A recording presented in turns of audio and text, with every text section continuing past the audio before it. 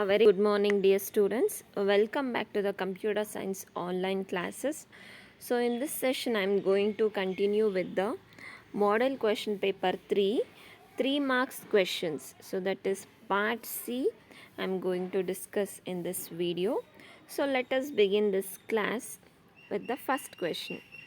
So, the first question goes like this: give the applications of OCR, OMR, and MICR. So, these are all a type of input devices, right?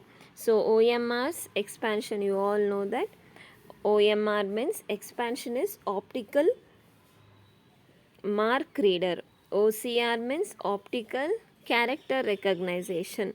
MICR means magnetic ink character recognition. Okay. So OMR means where it is used in the sense, so it is used in the evaluation of the objective type papers. Okay, so you all know that all the CET examination or any competitive examination will have the multiple choice questions. So that is objective type questions will be there, right? So there OMR sheets only will be given for you to answer the answers. So OMR scripts will be there, so but there you are going to bubble for the some particular answer, right? That is correct. For the correct answer you are going to bubble, right?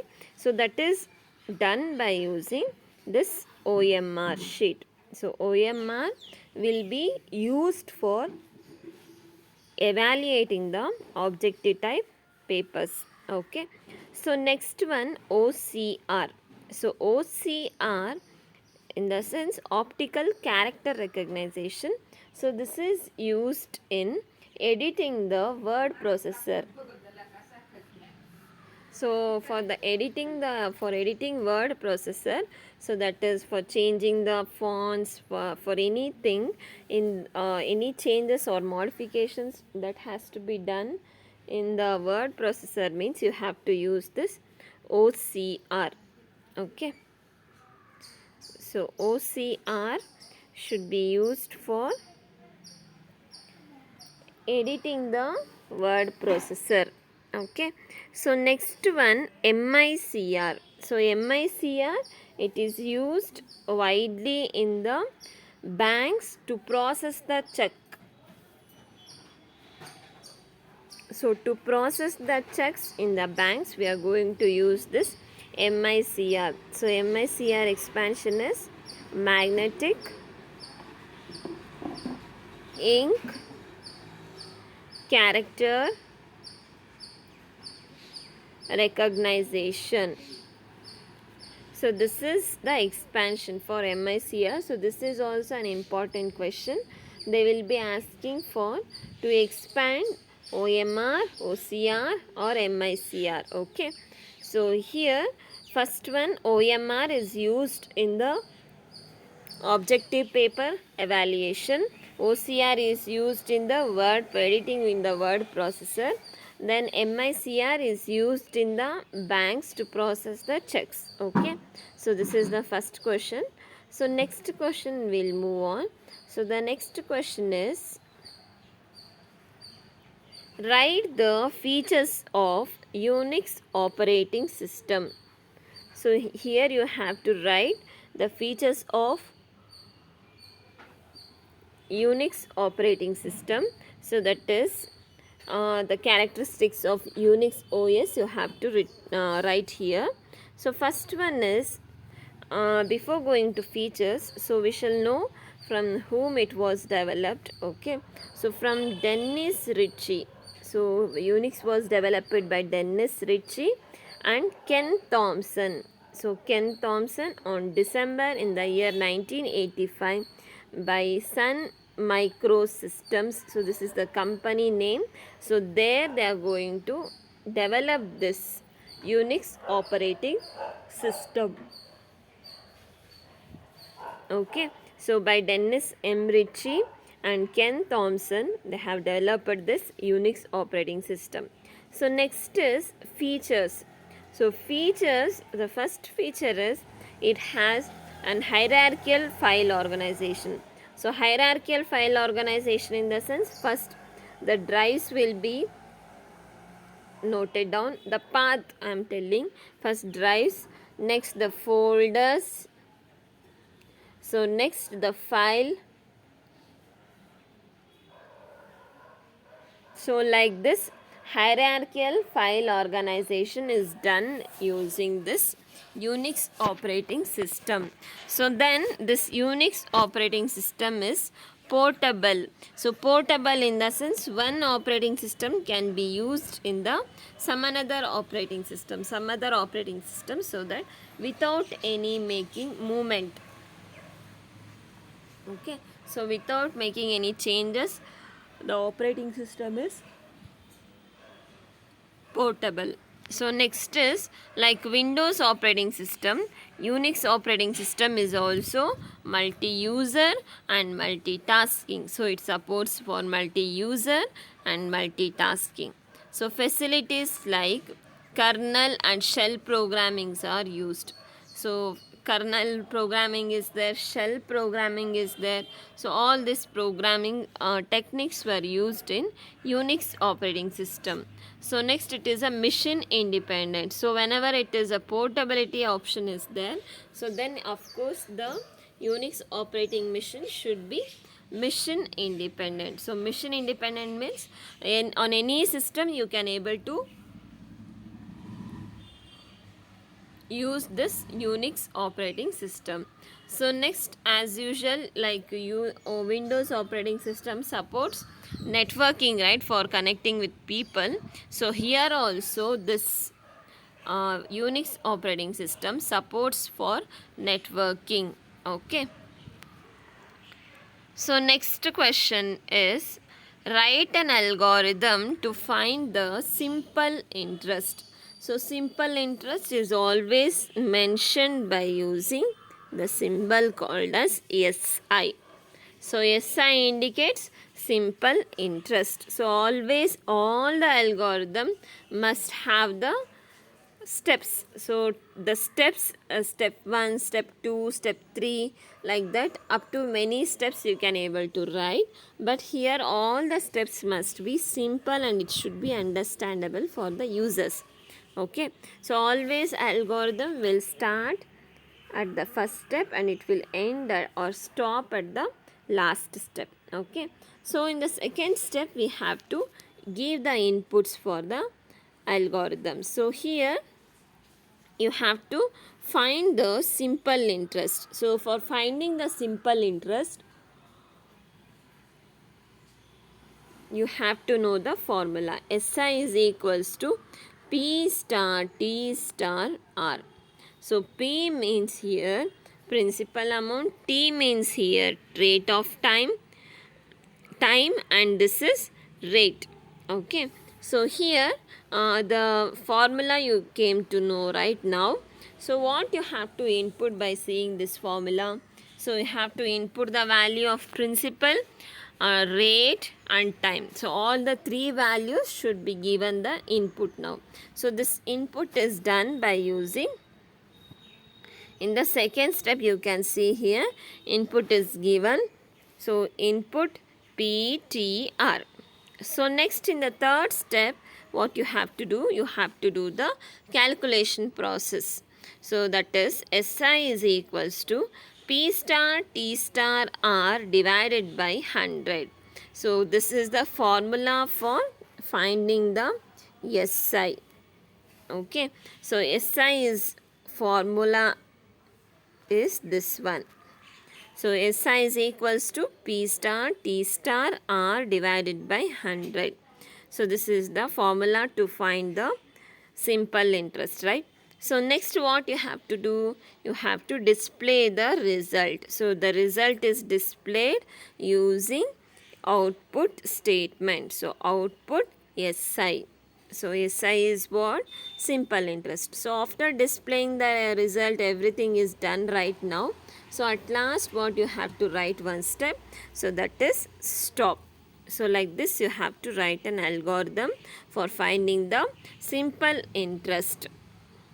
Okay. So simple interest, first step will be started. Next you have to input PTR. Next you have to process that. So SI is equals to PTR divided by 100. So next you have to display the SI. So next you have to stop. Okay. So this is the formula. This is an algorithm to find the simple interest. So here they have asked for to find the algorithm, right? So you can even write the flow chart. So flow chart means what? The pictorial representation of an algorithm. So this how you will write. So first you have to start. So start is done using oval. So next you have to do the inputs. So input is done using parallelogram. So next the process or calculations is done using this rectangle. So next SI is displayed using the parallelogram. So next you have to find the stop. Okay. So this is how you will write in the pictorial manner. So this is called as flow chart. So here all should be connected. So first you have to start, next you have to last you have to stop. So here you are going to give the inputs. So here you are going to apply the formula. So this is the formula that you have to apply here. So next you are going to give the output. Okay. So this you have to write in the flow chart. Okay. So next we'll see explain any three unary operators.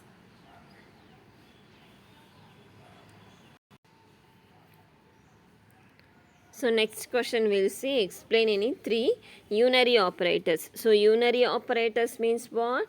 So which acts on only one operand.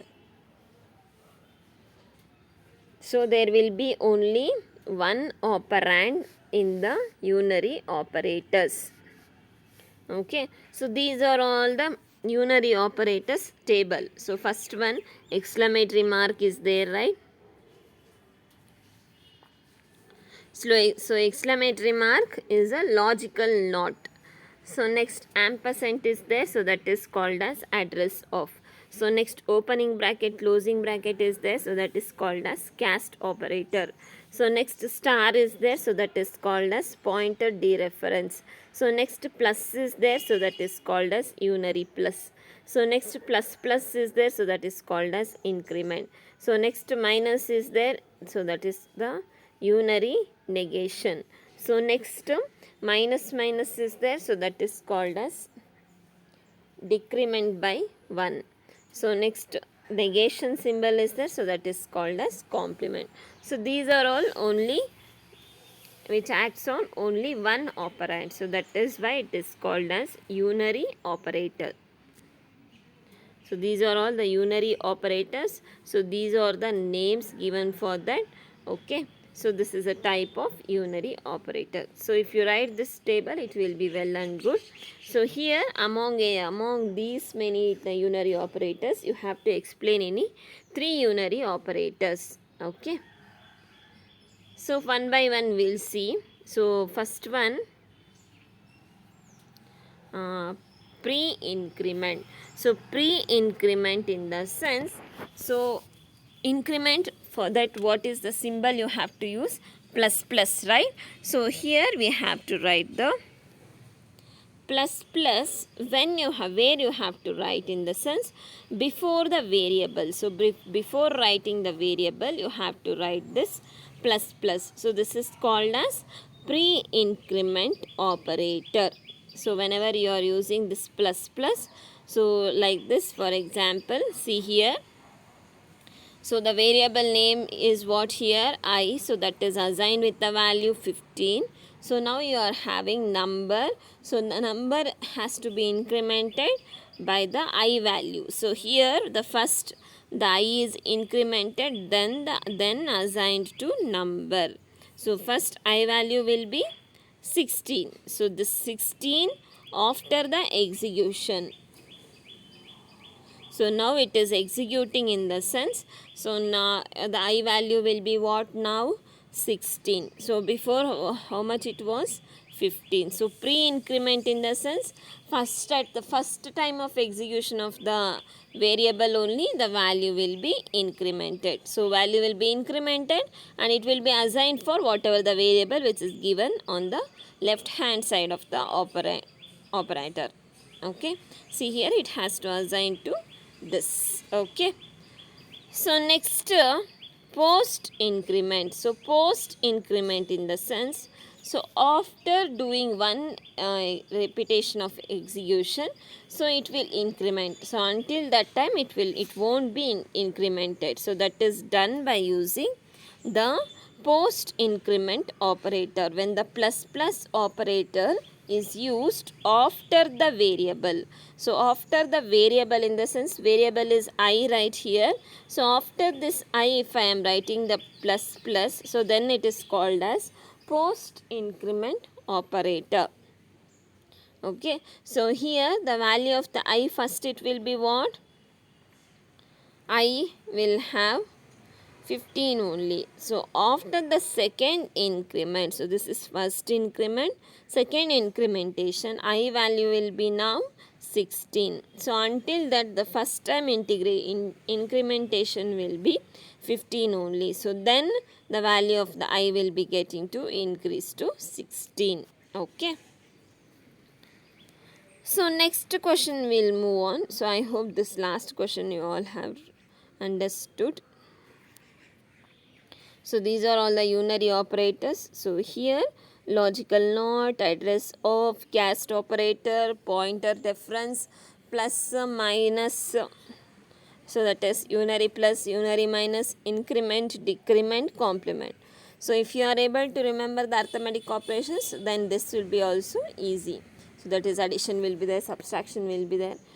Post increment, pre increment, everything will be there. So post increment in the sense after the variable execution for the first time, so the next time, second time it is going to increase its value. Pre increment means first itself the value of the I will be increased. Okay, so next question we'll move on for, what is cascading? Explain with an example. So here you have to write with the example. Cascading means what?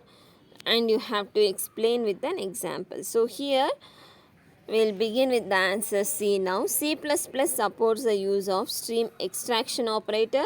So extraction operator in the sense input.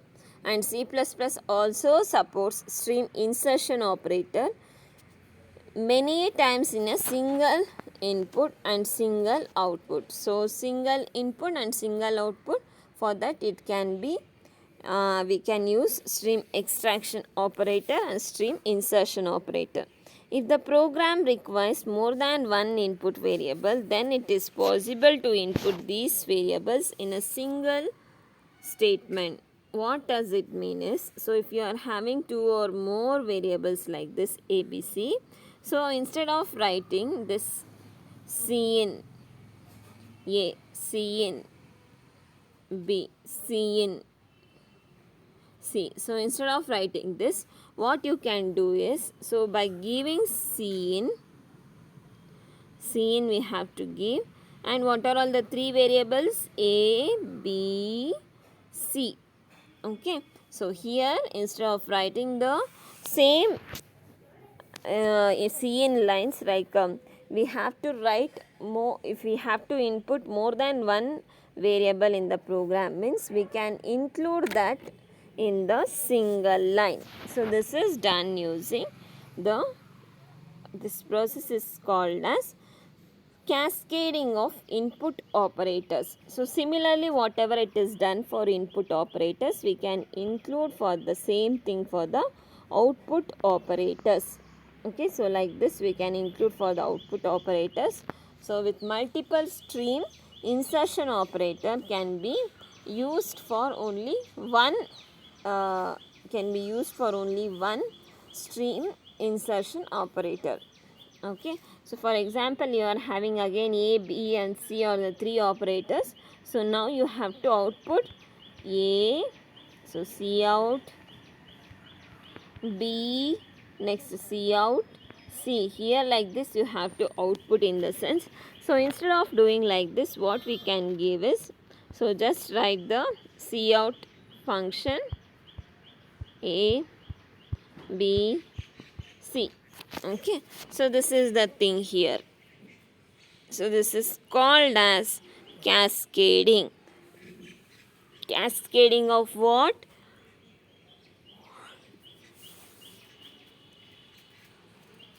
Cascading of input output operators. So next we will see with an example. So here we are inputting, enter the first number. So here we have inputted the first number. Next enter the second number. So second number is also inputted.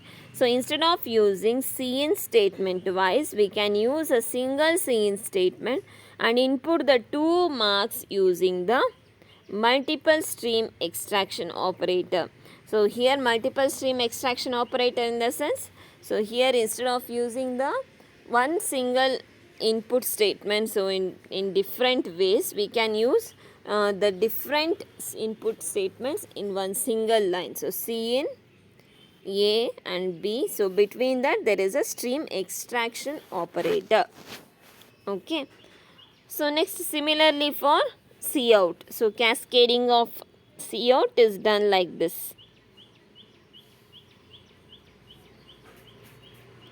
So enter the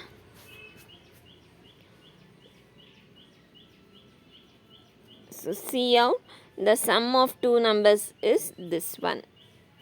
Okay, so next one, write the program to read and write the one-dimensional array.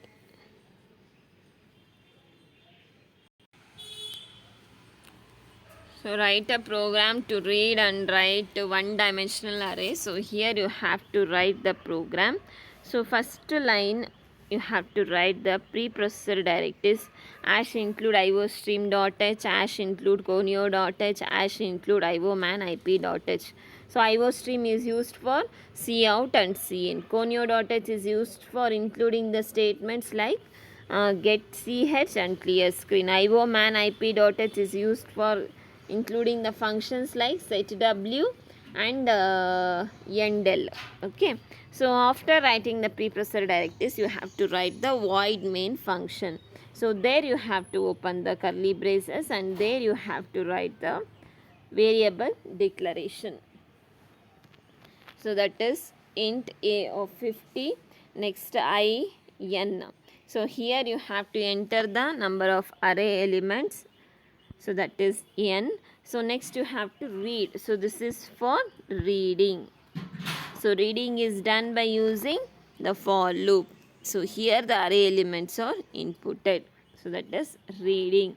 So next you have to display the array elements, means see out the elements of the array, or again you have to write the for loop and then this is for writing. So that is displaying the function. So displaying is done by using cout, stream insertion operator, set w. Next you have to write the a of I. Okay. So after this you have to write the get ch function. So get ch function has to be written. So then you have to close the braces. Okay. So here you are having these output. How many elements you have to enter? 5 elements I'll give. So here 5 elements like this I have entered. So whatever the elements we have entered, it should be displayed. So displaying is done by using output function. So this is about the program. So next question we will see the differences between compiler and the interpreter. So you have to write the differences between compiler and the interpreter. So both are called as what? Language translator. So that is from high level language to low level language it will convert. So but there is a difference. So what does the difference we'll see. Compiler. So compiler, it translates the entire program. So but interpreter, it translates the program line by line. Compiler, it requires more memory. So more memory is required. Why? Because it will translate the program completely at a time. But interpreter requires less memory. So next, compiler is slow for debugging and testing. So for debugging, it is not responding properly. For testing, it is not responding properly, but it will respond, but it will be slow. But why? Because it is compiling whole program at a one stretch, right? So only interpreter, it is good for debugging and testing. The errors are displayed after the entire program is compiled. For compiler, so full program ಆದಮೇಲೆ ನಿಮಗೆ errors ಎಲ್ಲಿದೆ ಅಂತ ತೋರಿಸುತ್ತೆ. But ಅದರ interpreter it will show the output or the error at each line, because it will convert and compile each line, right? So only. So these are all the differences between compiler and interpreter. So this is a very very important question. You have to note down for the exam point of view. Differences between compiler and interpreter. Okay, so there is also one more question. What is meant by compiler? What is meant by interpreter? Okay, thank you all students.